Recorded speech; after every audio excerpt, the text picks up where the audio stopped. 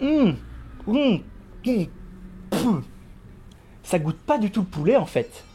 L'être humain a toujours une peur bleue de ce qui pourrait se cacher dans le noir. C'est pour ça qu'il a inventé toutes sortes de créatures pour habiter les ténèbres. Vampires, loups-garous ou autres croque-mitaines. Mais ce sont là des inventions de notre imagination qui datent d'il y a plusieurs siècles, voire plusieurs millénaires. Cependant, je maintiens que le zombie tel qu'il est présent actuellement dans l'imagination collective est une créature mythologique moderne, recomposée tel un monstre Frankenstein à partir d'éléments venant de divers films pour donner la vision globale que l'on en a aujourd'hui. Donc son évolution s'est faite principalement à travers le cinéma. Et aujourd'hui, nous allons repêcher tous les éléments qui composent le zombie moderne.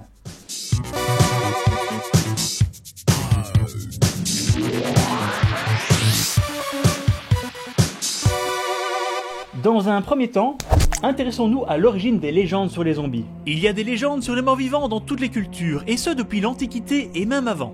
Mais c'est dans la sorcellerie vaudou, telle que développée à Haïti, que l'on retrouve les esclaves zombies qui ont engendré les créatures que l'on connaît aujourd'hui. Le processus de zombification a été étudié de manière Scientifique, par l'anthropologue canadien Wade Davis qui nous a transmis le sortilège, dans ses grandes lignes. Il faut dans un premier temps affecter la victime avec des drogues spéciales dites coups de poudre en les appliquant sur une blessure. Ces drogues contiennent entre autres de la tétrodotoxine, une puissante neurotoxine, mais aussi à ce qu'on dit de la poudre de cerveau d'enfant. c'est dégueulasse. Maintenant, ces drogues cumulées provoquent chez la victime un état comateux, proche de la mort. Il est cependant dit que cette personne reste consciente lorsqu'elle est enterrée vivante. Le sorcier vaudou expérimenté aura bien entendu pensé à laisser un tube qui dépassait le cercueil pour que son futur esclave ne s'étouffe pas pendant ses 24 heures sous terre. Une fois déterré, la terreur accentuée par la drogue rend la cible particulièrement sensible aux suggestions de son sauveur, qui est aussi son bourreau. Vous voilà donc avec une victime complètement folle, déshumanisée et parfaitement obéissante tant qu'on la drogue un petit peu tous les jours. Bon, je vous rappelle que tout ça est scientifique, mais voilà ce qui conclut ce tutoriel. Comment créer son propre zombie? Mais passons plutôt au cinéma. En un sens, on peut dire que Le cabinet du Dr Caligari est le premier film de zombie. César le somnambule est assez proche du zombie vaudou que je viens de décrire. Mais là où les légendes d'Haïti ont vraiment pris forme pour la première fois est dans White Zombie avec Bela Lugosi. Celui-ci est un puissant sorcier, et avec le regard perçant qui a fait le succès de cet acteur, il hypnotise les gens pour en faire ses serviteurs morts-vivants. They are not men, monsieur. They are dead bodies. Dead? Yes, monsieur. Zombies. C'est un très bon film et je vous le conseille, mais nous sommes loin de l'image que l'on a aujourd'hui du zombie. C'est pour ça que nous passons au deuxième point, l'allure générale de la créature. Elle vient principalement de cette année Z où le zombie moderne est né, 1968 avec La Nuit des Morts Vivants. Ce film a eu un impact culturel phénoménal. 88% du zombie que nous connaissons aujourd'hui vient de ce film de George Romero. C'est un mort ramené à la vie, il dévore les vivants, il faut lui tirer dans la tête, etc. etc. Ce qui a inspiré Romero pour cette histoire est en fait le film The Last Man on Earth avec Vincent Price, tiré du roman Je suis une légende. Allez voir le précédent envers du raccord sur Je suis une légende. Obligez aussi vos amis à regarder le dernier envers de raccord pour leur propre bien. Il est souvent dit que dans les films de Romero, l'origine du zombie est inconnue, alors que dans ce premier film, une pseudo-explication est donnée. L'explosion d'un satellite de la NASA contaminé par une radiation venant de Vénus ou quelque chose comme ça. Dans la trilogie que forment la nuit, l'aube et le jour des morts, cette origine plutôt ridicule est oubliée pour le plus grand bien et reste simplement un mystère qui peut mener vers le mysticisme. We've been punished by the Creator. He visited a curse on us. So we might get a look at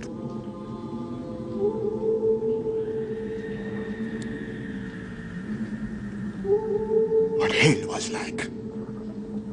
Notez aussi une autre règle bien connue des amateurs d'horreur, on ne dit jamais le mot zombie dans un film de zombies. Vérifiez dans les grands noms du genre. C'est d'ailleurs ce qui explique cette scène de Shaun of the Dead. Any zombies out there? Don't say that. What? That? What? That? The Z word. Don't say it. Au passage, on me demande souvent ce que je pense du remake de 1990. Alors, c'est un bon film, c'est vrai, et vu qu'il était réalisé par Tom Savini, le grand maître des effets spéciaux, les maquillages sont très impressionnants. Mais je trouve qu'il a ses propres problèmes et que ce film au final met en avant les défauts du scénario. Globalement, c'est un remake relativement inutile, je trouve, sans être un très mauvais film. Mais passons plutôt au troisième point, la démarche des zombies. Les membres raides, les bras tendus, tout le monde les imite comme ça. Mais d'où est-ce que ça vient? Eh bien, je maintiens que cette pose vient en fait du monstre Frankenstein. Et on dit bien le monstre Frankenstein. Quand on dit juste Frankenstein, ça veut dire qu'on parle du docteur. Ça, c'est le monstre Frankenstein, capito. Boris Karloff jouait déjà le monstre avec des mouvements très raides, mais cette démarche vient surtout de la version jouée par Bela Lugosi, encore lui, dans Frankenstein contre le loup-garou. S'il a cette allure tâtonnante et un peu ridicule, c'est parce que dans ce film le monstre est aveugle, c'est expliqué dans l'opus précédent, Le fantôme de Frankenstein. Homer! I can't see! En tout cas, ces mouvements ont marqué les esprits, et sont encore utilisés aujourd'hui pour imiter toutes sortes de morts vivants. Je crois qu'on peut passer au quatrième point, qui est quelque chose bien connu de tous. Les zombies mangent des cerveaux. Aouh! Contrairement à ce que veut une croyance populaire, ceci ne vient pas des films de Romero. Dans ceux-ci, les zombies mangent des bras, des jambes, des tripes, enfin n'importe quel morceau humain, quoi, sans faire de chichi. Dans ses films les plus récents, Romero a aussi décidé de montrer que ces zombies ne s'attaquent pas aux animaux. Mais bon, l'histoire du cerveau vient en fait de l'excellent Retour des morts vivants. Les zombies de ce film sont très particuliers, plus vifs, plus intelligents, ils parlent et surtout, ils ne peuvent pas être tués. I thought you said if we destroyed the brain, it'd die. It worked in the movie! Je connais des gens qui se préparent à l'apocalypse zombie, mais je peux vous dire déjà d'avance que si jamais on se retrouve face à ceux du Retour des morts vivants, on est juste niqué. Mais au fond, pourquoi mangent-ils les cerveaux? Car ça soulage le mal d'être mort, de se sentir pourrir. On ne promet vraiment aucun repos dans ce film. Ce qui nous amène au cinquième point. Toute personne mordue par un zombie devient un zombie. Enfin, du moins en général, parce que ça reste un point relativement variable d'un film à l'autre. Dans Le Retour des morts vivants par exemple, tu es mordu, tu deviens un zombie, y a pas à tortiller du cul. C'est ce que les gens s'attendent à voir en général. Ça se retrouve aussi dans les jeux vidéo, comme Resident Evil par exemple. Ceci dit, pourquoi les personnages principaux qui n'arrêtent pas de se faire mordre ne se transforment jamais? Posez pas la question. Dans les films de Romero, c'est conceptuellement différent. Le mal est universel, tout mort revient en zombie. En fait, la morsure ne te transforme pas vraiment, elle te tue. Et ensuite tu te relèves en zombie. Mais juste avant, tu passes par la mort. Presque une mort naturelle si vous me demandez. C'est aussi ce que l'on retrouve dans Walking Dead par exemple. Quand il n'y a plus de place en enfer, les morts reviennent fouler le sol des vivants. Ne cherchez pas à savoir pourquoi. Il est aussi souvent reconnu que trancher le membre mordu assez vite permet d'éviter la transformation. Je ne suis pas sûr que médicalement parlant ça aide contre la propagation de maladies. Est-ce que quelqu'un a jamais essayé de nettoyer la plaie avec un bon vieux savon? Moi c'est ce que je demande. Mais bon, admettons.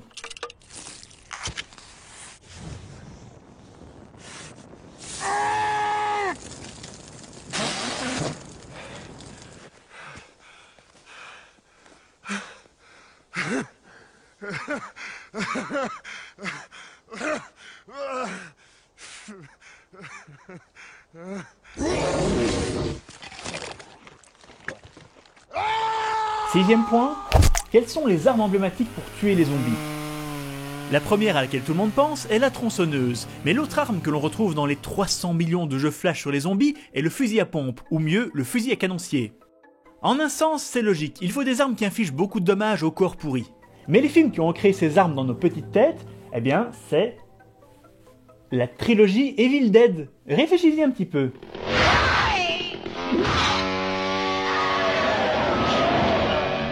Swallow this. Là où c'est marrant, c'est que ce ne sont pas vraiment des films de zombies. Les créatures d'Evil Dead, appelées Deadites ou Cadavereux en français, sont plus proches de démons. Pourtant, le résultat est là. Sam Raimi a, à sa manière, marqué la vision du zombie. Septième point. Les zombies rapides. Quel est le premier film avec des zombies rapides? Je suis pas certain, j'aurais bien envie de dire Le Retour des morts vivants. Mais une chose dont je suis certain, c'est que le film qui les a rendus populaires, c'est 28 jours plus tard. Alors, je dois admettre ne pas être le plus grand fan des zombies rapides. Je devrais plutôt dire infectés, on n'est pas un peu hors sujet là d'ailleurs, ce sont pas vraiment des morts vivants. Mais je peux reconnaître que 28 jours plus tard n'est pas un mauvais film. Par contre, je garde une dent contre lui, car aujourd'hui, les zombies rapides, Je veux dire les infectés. sont devenus la norme. Et les petits kékés n'arrêtent pas de dire « Bon, les zombies lents, ils font pas peur, hein. » Pour faire simple, de mon point de vue, je trouve ça trop facile.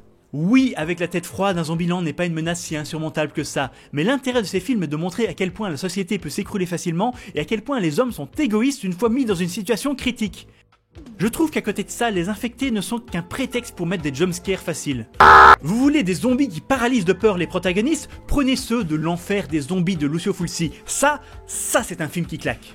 À découvrir dans les ovnis du cinéma. Enfin, pour résumer tout ça sur une ligne de temps cinématographique, le premier film à avoir vraiment exploité les zombies est White Zombie en 1932. Sa démarche raide a été inspirée par le monstre Frankenstein de 1943. La Nuit des Morts Vivants a vraiment créé le zombie moderne en 1968, et c'est de là que vient aussi le fait que toute personne mordue devient à son tour un zombie. S'il mange des cerveaux, c'est grâce au Retour des Morts Vivants de 1985. Si vous voulez vous en débarrasser, utilisez une tronçonneuse et un fusil à canoncier comme dans Evil Dead en 1987. Et les infectés, les zombies rapides ont été popularisés par 28 jours plus tard en 2002. Que je n'ai pas en DVD. Vous allez me dire, c'est facile de reprendre toutes les caractéristiques du zombie, mais je vais vous répondre, qu'en est-il des caractéristiques oubliées? Par exemple, le fait que les zombies ont peur du feu, ou que leur faire avaler du sel annule la malédiction. Ah ah, vous ne saviez pas ça, hein? Mais bon, je vais pas m'étendre sur les éléments, oubliez l'histoire. Nous y voilà. Maintenant, qu'est-ce qui a rendu les zombies aussi célèbres aujourd'hui? Bon, ça c'est une question socioculturelle beaucoup plus compliquée. Mais quel est le meilleur film de zombies au fond? Enfin, ça va changer d'une personne à l'autre. Bon, si vous me demandez à moi, je dirais Le Jour des Morts Vivants, mais ça reste un avis très personnel. Ah, je suis envahi de liens. Celui-ci vous permet de vous abonner à ma chaîne, c'est quelque chose que je vous conseille particulièrement. Ici, vous allez retrouver la playlist de tous les envers du raccord, bon, c'est que le deuxième épisode, donc du calme. Ici, c'est la playlist des ovnis du cinéma. Et enfin, ce lien-ci vous redirige vers la chaîne principale Zone Geek. Donc maintenant, ce que je vous demande, c'est évidemment de me laisser des commentaires, me dire ce que vous en pensez, d'autant plus que, comme la dernière fois, l'un des commentaires sera sélectionné et la personne recevra le dessin original de l'épisode du jour. Donc ensuite, maintenant, si vous pouviez partager cette vidéo avec vos amis nécrophiles, ça me ferait plaisir, ça leur fera plaisir, j'espère bien, et je n'ai plus qu'à vous dire bye bye bye bye. À l'origine des légendes sur les zombies. Et arrête d'essayer de me voler la vedette.